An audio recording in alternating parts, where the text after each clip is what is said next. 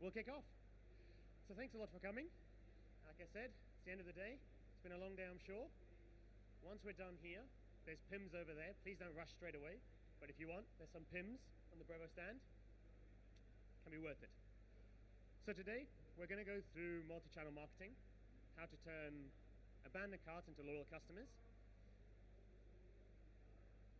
I have a slight issue with the fact that the document was converted to PowerPoint. So there's a line through my name, but that's still my name. So I'm Director of Sales at Brevo. I've been working here since 7 years. And originally I'm from South Africa, lived in Wales, I live in France now. So I have an accent that's a bit all over the place. But otherwise, marketing and sales, failing to surf, probably the main takeaways. So today we're going to go through Brevo very quickly. What is loyalty? How do we measure the impact, and what is the impact of having more loyal customers in e-commerce? Point of abandoned carts, and some data-driven conclusions, and then Q&A. Please no tough questions, and on to PIMs. So about Brevo, you probably have never heard of us. We've changed our name recently from Send in Blue. That's exactly what the little kerfuffle at the front was about. We still had the Send in Blue logo. But we're now Brevo. We've changed our name because the platform's evolved a lot over the last few years. What does that mean?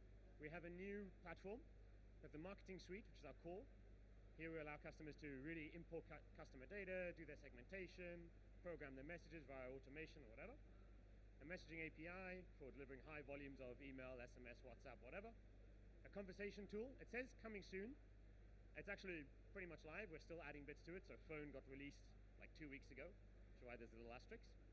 And a customer data platform, or customer data suite, as we like to call it, to help you ingest your customer data from any source, centralize it, get rid of any duplicates, all that good stuff for your marketing. So what's the point of Brevo? You probably know there's a few competitors out there for us. Quite a few of them are here today. But the goal is to take all your customer data wherever it can live, make it very easy for you to access, put it in one place, so ingest the data on our side, help you to understand what your customers are doing, who are they, what are they buying, how often they're buying, what's the time between orders, all the good stuff, and then finally personalize your marketing based on that and engage them on 7, 8 channels. So in numbers, we have 500,000 customers, 4 billion messages sent a month, pretty much global now, and I think it's 9 offices around the world as well. So on to the good part, the part you're really here for, which is not me to tell you about Brevo, but defining and measuring loyalty as a start. Before we jump into it, if any of you have watched John Wick, this is a great quote from the movie. I put it on there because I watched all 3 for the first time this summer. It's also Zen Buddhism originally, apparently. I find that mix very strange, Zen Buddhism, John Wick. But anyway, how you do everything is how you do anything. And we'll come back to that. But what is a loyal customer? So a loyal customer is somebody who comes back to your store, buys from you again and again. And how are we trying to get more of them? Well, why? It's because otherwise you have a leaky bucket. And we see this a lot with our e-commerce and retail clients. They come online, they have a nice customer database. Okay, we've got 200,000 contacts in our CRM. Everything's going great. And we look, everyone's purchased one time and doesn't come back. Now a CRM isn't going to fix that, necessarily. It's not the tool. So come back to the quote, how you do anything is how you do everything. The CRM can help you, but the output can be huge. As with all good statistics, 5% increase in retention can have a varying impact from 25 to nearly 100% increase in revenue. 50% of people who are loyal are more likely to recommend brand to the others. And that's something which we're going to focus on a bit today, is the power of recommendation between your customers. So what word of mouth, in brackets, impact can be for a retailer or for an e-commerce, even in the beautiful digital age. So let's say you're running an e-commerce, you're running a retail store, and you say, okay, I'm going to focus on loyalty. Where do I start? The temptation can be to straight away jump into building a loyalty program. There are 4 kind of main loyalty programs you can build. They are great. You should probably look at them. But you don't have to build a program straight away. If you're more like starting out with your e-commerce, maybe you've got 10,000 customers and you're growing, maybe it's not the right time to build a Starbucks-based earn and burn or tiered loyalty program like Hilton. You know, leave competing with Amazon until you've got a little bit more sustained. But you can still start with your loyalty actions. Things like random act of kindness. Random act of kindness is basically just randomly being kind to one of your customers and giving them a gift for no apparent reason. You can automate it, it's easy to do, and what's great is your customer, let's say, virality of that action is really high. So the customer who receives a random act of kindness is very likely to talk to other customers and say, hey, you know, I buy my X with this brand, really great, they just gave me a coupon, or they just sent me a free pair of, has a huge impact. And then look around at the competitors and see what we can steal from them. Conversational support, Bose headphones. I have Bose headphones. I love Bose headphones because I think they sound pretty good, but lots of headphones sound good. But I really love them because the first pair I bought stopped working after 3 months, which is not normally what you like in a pair of headphones at like 300 quid. But the support was fantastic. I was on WhatsApp. In about 10 minutes, I had the ability to send my pair back and get a new pair. And now I buy Bose headphones. If I need to buy them again, I'll buy Bose headphones because support is amazing. So another brand which I really like what they do, UK brand, it's Finister. So they're a UK e-commerce and based out of Cornwall. And their authentic responsibility in what they do speaks volumes. So if you're a customer of Finister, you probably know about their Ulick sweatsuits. Also why I like them. But the point is that they don't just talk about, oh, we're socially responsible and so on. They go out and they make steps to make it better. So making your customers loyal doesn't always have to be a marketing stunt. It can also just be being very genuine to who you are as a business. So why the fuss? You know, the stats in the previous slide were nice, but they're always nice. You can grab them off Gartner, you can Google them, they're all over the place. What actually happens in real life?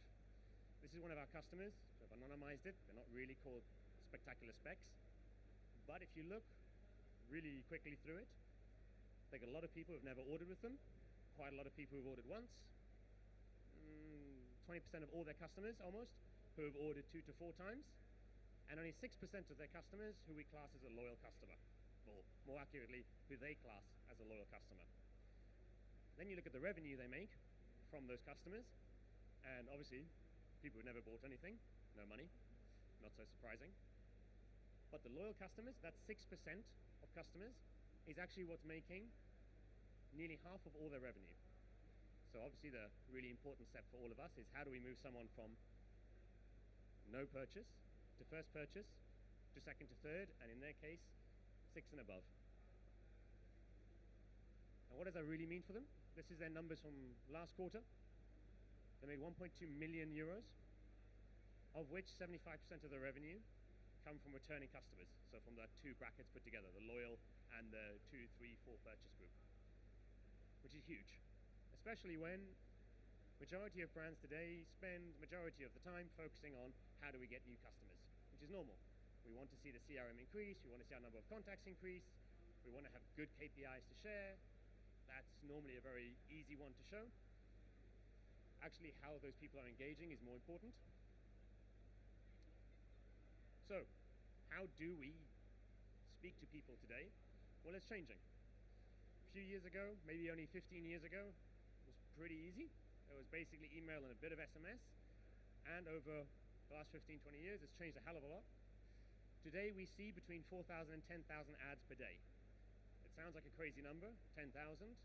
Really, a nice home experiment you can do is wake up tomorrow morning. First thing you do is probably drink a coffee, and then think about how many ads you're seeing before you leave the house. When I say ads, I mean radio, brands you're wearing on your shirt. If you just count those things up, I guarantee after about an hour of every time you see a logo or you see an ad or you hear something, you count it, you're going to be tired, you're going to be fed up, you're going to be at 3, 4, 500. Lost count, basically. So, multi-channel, because we can't just meet them on email. Some people are very active, some people are not. When you use multiple channels, it's great ROI stats again, love-hate relationship with stats, but it does have a huge increase in the amount of engagement you can get with your customers, if done correctly. Doing multi-channel just for the sake of it and throwing messages at everyone in 10 channels is isn't going to get better stats, it's going to get worse stats. So multi-channel is not the only answer, but it helps a lot. So inside multi-channel, I don't have the stat on here, but over half of purchases today in the UK are done on a mobile or tablet device. That, if you take that stat and you compare to 2015, I think in 2015 it was around 30%. So we're trending up, trending fast. COVID probably had a bit of a help, but in reality, we just do everything on our phones today. So try Wallet as a communication. You can have a wallet in your Google app or your Apple wallet. You can have a little card in there that does push notifications on the phone. You can do campaigns, really effective channel. And with our customers who have Wallet, we see a 50% increase in revenue of walletized customers, pre and post, and walletized customers versus non-walletized. By walletized, I mean they agreed to download the wallet and put the card in the wallet of their phone. WhatsApp. WhatsApp is huge. Really depends geographically where you are. If you're spread around the world, it has a different impact in each country. The US, okay impact. But in the UK, penetration is huge. There's a 60% click-through rate, whereas SMS, first of all, we don't really know what the open rate is, and click-through rate can be tracked with links, but it's a bit harder, and it's certainly not 60%. An email, core channel, very important. You're probably getting somewhere between a 2 and a 10% click-through rate usually. That doesn't mean just switch everything to WhatsApp and spam the hell out of everyone either. Otherwise, we'll just be back down to 2%. So, great, we want to add more channels. Easy to say, harder to do usually. Automated is the first key step. Because with automation, it's easier for you to do it. We can't really be there following a customer every step, deciding when to send a WhatsApp. It's not very scalable. But you can decide what kind of message, in which part of the flow is it effective. And maybe we touch people first with email. And then, once we're going to ask for the review, maybe that's a great time to use WhatsApp. On a related note to that personalization, I think something as marketers we've got to look at a little bit more carefully sometimes is segmentation versus personalization. We tend to just say the two words interchangeably. Very guilty for this as well. But segmentation is for us. So often with segmentation, we're doing demographics and we're saying, okay, everyone who, or it's geographic, everyone is living in the UK or everyone is living in London. Okay, great. Now let's take all the men, women, let's take all the over 50s, under 50s, and that's all fine for looking at stats, but it doesn't really tell you what that person is doing, how they're interacting with you, what part of their journey they're on. So using personalization to deliver the right message in the right channel has a huge impact, even if you're only doing it in one. And that comes back to multi-channel isn't going to fix your problem. You have to personalize in every channel. So on to the meat, abandoned carts to advocacy.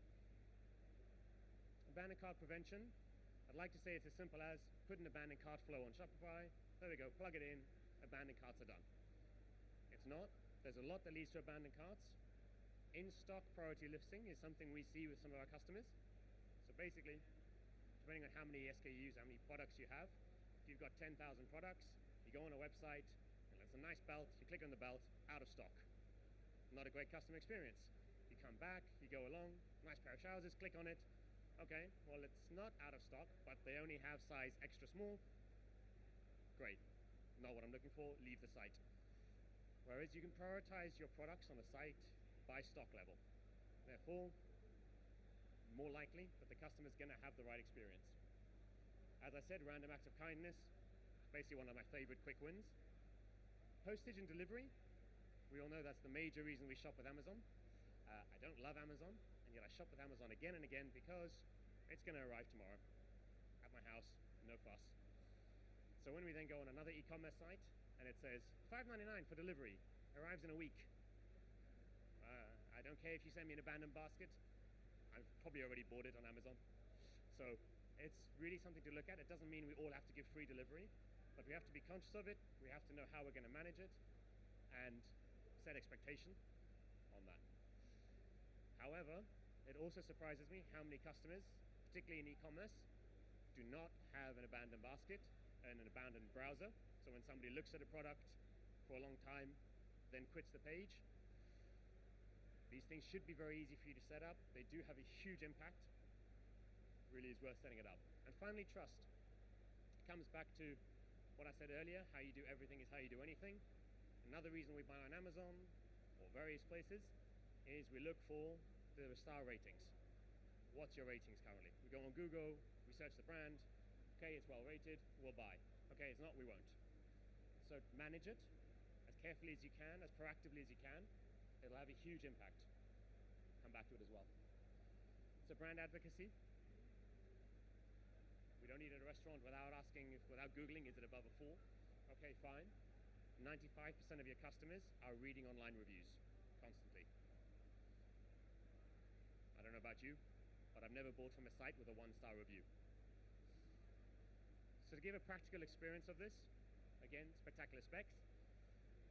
There's probably someone in this room right now who's been the end of the day, secretly on your phone, quickly looking, okay, there's a nice pair of shoes. And then the talk's gonna come to an end, you're gonna say, okay, I'm going home, and you abandon your cart. You didn't purchase it, talk came to an end, I interrupted you before you finished, you leave. You should receive an order confirmation email probably that night, 4 to 5 hours, or the next day, and that's something to test. There was a slide I had in here which was basically test, test, test, but it's a really key point. There's lots of stats, there's lots of this is the right time frame. The reality is test it on your customers, test it on your website. Well, what are abandoned carts? In the UK this year, 80% of carts are abandoned. That's growing, by the way. I think like last year it was 75, 3 years ago it was around 70. Why is it going up? Well, there's more competition. E-commerce is growing faster and faster. There's more people, it's easier for people to start e-commerce shops. Partially that. So what happens? You take your abandoned cart rate, so 80%. You take your cart recovery rate. If you're doing emails, just email, you can get a 5% quite easily. If you start doing multi-channel abandoned cart retention or recovery, you can go up to 10%. So let's take the middle ground, call it 7.5. What's your AOV, your average order value as an e-commerce? This should straight away tell you, if you're not doing abandoned carts yet, what the potential money you could be making back today with abandoned carts.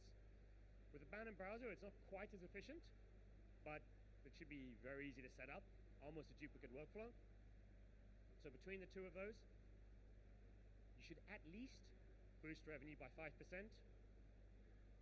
Sky's not the limit. You can't boost revenue more than you have, but you can get to 10% quite easily just from these two workflows. And if you set it up right, something which is often forgotten is most of our workflows don't have to end straight after the first achievement. Same with a welcome email.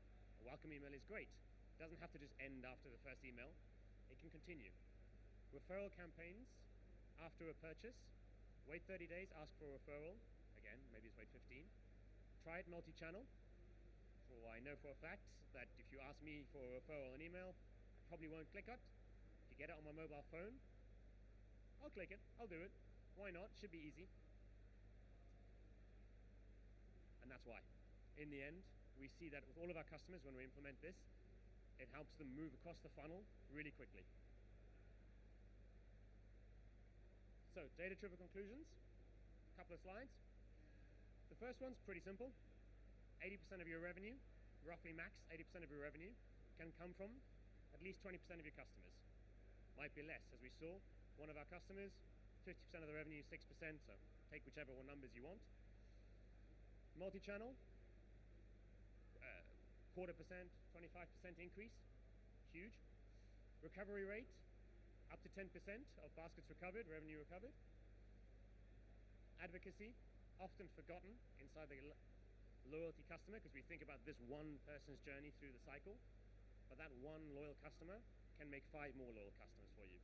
So really try to manage your brand reputation as much as possible. We're in 2023. I couldn't finish without AI.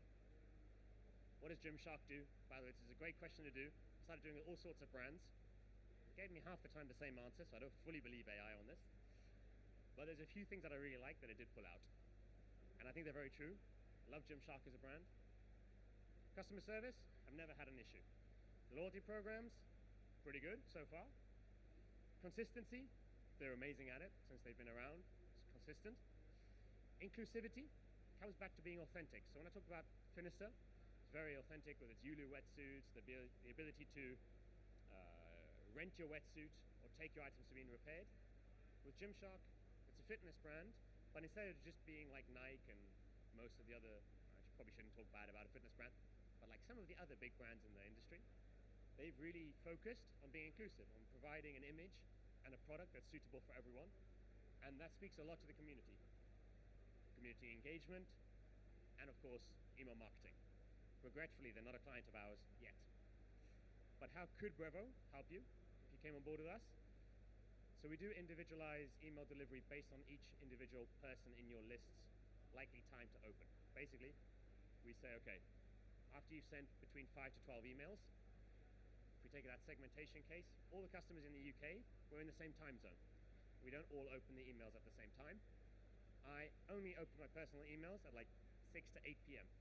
I don't bother checking them before. That's a great time for me to receive the email. My brother, he's a bit strange, he checks them at 6 a.m. every day. Great time for him to receive the email. AI subject line creation. Well, we've got to be honest, we do a lot of testing, A/B testing. Subject lines are, especially in email, how you get open rates. You have to deliver the email, one part, but after that, it's just your subject line, so AI can help. And there's more coming soon, particularly around that conversations chatbot that I mentioned, about how allowing our customers to easily create action items, create responses, and plan next steps with their customers. I try to run through that quickly. Hopefully everyone's still awake. Does anyone have any questions? If you do, you need to get this mic, so I'll just throw it at you. And I'll put this on so I can hear you. With using WhatsApp, do you have any trouble with customers being annoyed that you're WhatsApping them? Because SMS now everyone knows is a channel that you just get adverts on, but for most people WhatsApp is where they speak to their friends. Yep. Is there a risk that you just piss them off and they unsubscribe immediately? Definitely. Yeah. And you can really piss people off on every channel, and so I have an inbox which might have 30,000 unread emails in it. Don't tell Brevo.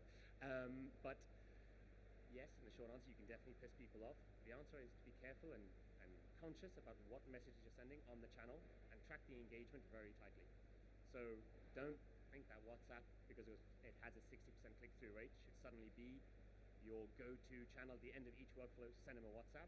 No, save it for where you think you'll have a big impact. If you think that you want more reviews online, test setting up a review flow, or at the end of the flow, a review on WhatsApp, and then monitor the engagement. As soon as you see in the start, it'll probably have a pretty good 60% click-through, 90% open rate. When you see that start to drop, delivery on WhatsApp isn't an issue, so it's not your delivery into their phone, it's they don't want your message.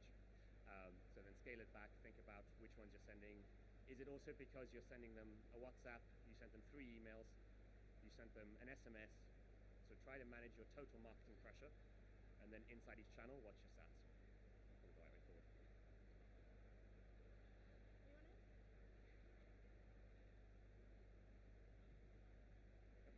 If not, no problem. Like I said, PIMs are over there if you'd like a drink. Thank you very much.